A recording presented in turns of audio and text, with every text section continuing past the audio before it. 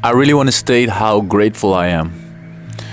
Grateful that I'm able to experience the sun, the cold ground at my feet, the sensation of the hard rock which I'm sitting on. The fact that I know that my son is at a safe place with a dear friend of ours, while I get to spend time on myself. Especially when I became a dad, that is something which I was definitely taking for granted when I was still not a father, because time was really abundant. And it still is, but it's spent differently now that I'm a family man. Dear God, I just want to say that I'm so grateful that I'm able to experience life. It's not about being happy to me personally, it's about becoming at peace. And whatever the situation is that is coming at hand. A while ago, I felt so depressed. I felt so miserable. I felt lost because I didn't feel my purpose anymore. When things didn't go as planned or worked out, combined with downloads I got by just looking outwards, it really got to me. And what I'm talking about specifically is events in the world in which the other team, as I like to call them, are really dominating Earth with their games of manipulation, humiliation, control of society, control of free will, control of mind and spirit, and all these things. I knew of their existence, I already knew about certain organizations and groups which are the invisible puppeteers of our world. I came to the realization that most of the things that we have thought was reality is actually fake.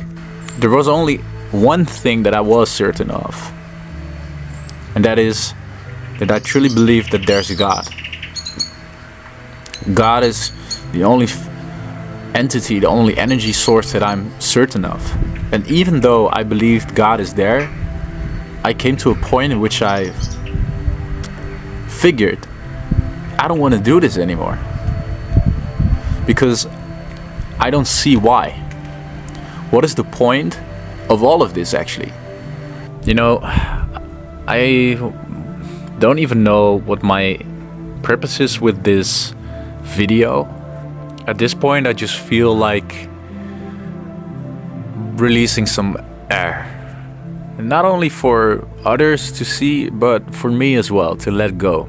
Politics, the movie scenes, the music world, everything we see on the news, it's all a game. Everything actually, all industries. It all circles back to the same names. And this video is not about that. I don't want to dive too deep into that. But what I want to say and want to acknowledge is that they really got to my mind. They really did. And it was because I was not in balance. And why was I not at balance?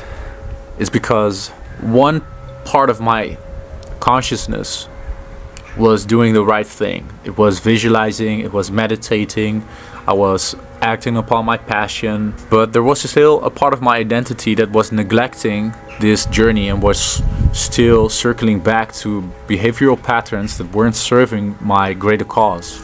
I want to be open about this in purposes of my personal healing, but also to inspire others. To show you that you don't have to be perfect, but you have to be honest. You truly have to be deeply honest, mostly to yourself. Because I know that if you're watching this video, there's a reason. The law of attraction is at work, and you need to see this and you need to hear this. Whatever it is that you're still doing, which you deeply know that doesn't resonate with your greater cause, your soul being, let it go. And if you feel like you can't, you still have to. And start today. For example, excessive social media usage. I was scrolling, was soaking in all these stories and narratives about the Epstein files and what it might probably be, the Illuminati and all negative energy. And while I was saying to myself, well, I'm getting to the truth, I'm getting to the bottom of this, I truly want to know what other people know, and make my way to the truth, because I deserve to know. If I know, then I can protect myself, and more importantly, I can protect my child, my son. But in my search for control, the opposite happened, because you cannot control what's happening outside in the world. The only thing you have influence on is your inner world. That is your emotions. That is your own thoughts. They want you to be afraid. They want you to fear the future. They want you to worry. They want you to contemplate. They want you to be angry. Because if you lose control, they are going to take it for you. So, the solution is not control. The solution is to let go. The next thing that I want to say is that for too long, I've been on and off with the adult industry. And I know that especially men, they struggle with this. And I don't know how many times people have to say it, but whenever something is for free, you are the product. Even they try to say that it's something innocent to watch those movies, to masturbate, to give yourself a hand, and to release some energy. It's relieving. But what we don't realize is that this is actually life-creating force, energy. And this energy really gives us power. And it not only goes for men, it's for women as well. And what watching pornography in such a way that it's consuming your mind does to men is that it's really feminizing them.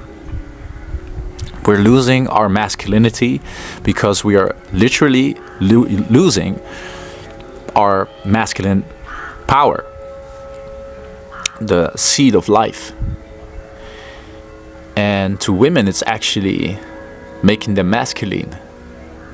And of course, watching one time will not make the change, but you know that if you watch it, you don't watch it one time. Or whenever you're stressed or bored, your mind goes places. And to me, it was this. It feels so dumb to do something which you already know is worthless, which already know makes you feel like shit, while you have a family life and then you do stuff like that. It sucks.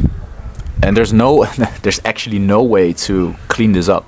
There's no way to name something which will make this a beautiful thing. It's not. You want some time for yourself and self-healing? Why don't you go outside and sit in the sun? Why don't you go call your friends and catch up? Why don't you watch something else other than that? It's sickening. And now I've come at a certain point in my being in which I actually can't say that I'm done with it. This happened to me with smoking as well. I used to be addicted to smoking cigarettes. I used to be addicted to smoking hash and weed, which is really accessible in the Netherlands. I used to be addicted to gaming. I used to be addicted to many things, actually. The pattern which I can see really clearly now is that it's not... I used to say that I was sensitive for addictions, but what it actually meant is that I was denying my own emotions, denying my own mind. Because what I was looking for was constant new incentives from outwards, so that I don't have to go inwards. Oh, I'm bored? Okay, let's watch porn. Okay, I don't know what I want to do with myself and I feel stressed? Okay, let's watch Netflix. Let's watch TikTok. While there is an abundant source of inspiration, it also gets to you and your creative source if you're not careful. So whatever it is that you're addicted to, or better said, whatever it is that habitual rituals that you have in your life, in order to really become a conscious creator in this world, you have to be conscious about what it is that you are doing, because you become what you do. And awareness is really the key to making a change. And how do we bring awareness? Well, first of all, we sit still. And we allow our thoughts and our emotions to be there. And if you can't make sense of them, what you need to do is grab a pen and paper and write down what you feel. Literally. Actually start right now. Pause the video and sit and say to yourself, what do I feel? What do I think? And even things that you have called reality, you know, we say it is what it is. It's just the world. And the big question that you have to ask yourself, is it really how the world is, or is it your perception of how the world is? When I was flooded with all these Epstein messages, my image of the world became mankind is lost. Humanity is lost. And God might as well make an end of it right now. But now I'm more centered and I'm more at peace. I sit in my garden and I listen and I hear people working in their gardens. I hear people bringing their children from school. And what I feel is love. I'm only able to sense this if I'm aware and bring my awareness to what I'm choosing to see, because that will become my world. So if you, like me, have been overstimulated by, let's say, the other team, for a moment, just put away your phone, just for a while. It doesn't mean that you have to delete Instagram or TikTok forever. Just delete it for a while.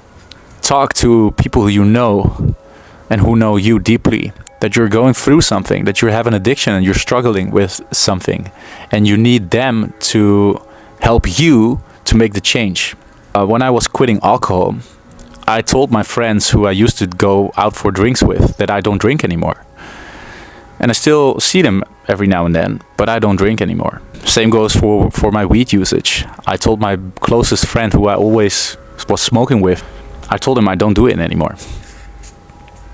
And if they accept that and really help you, then you know that they are close friends. But if they don't accept that and call you names or call you stupid, call you like lazy or slacking or whatever, then you know actually what you should do with those people. Let them go.